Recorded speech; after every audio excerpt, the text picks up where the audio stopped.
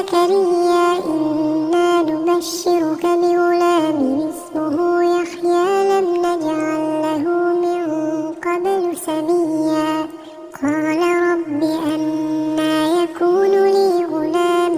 وكانت امرأتي عاقرا وقد بلغت من الكبر عتيا قال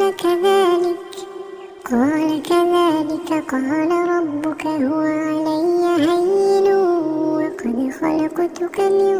قبل ولم تك شيئا قال رب اجعل لي آية قال آيتك ألا تكلم الناس 3 ليال سويا فخرج على قومه من المحراب فأوحى إليهم أن سبحوا بكرة وعشيا يا يحيى خذ الكتاب بقوة وآتيناه الحكم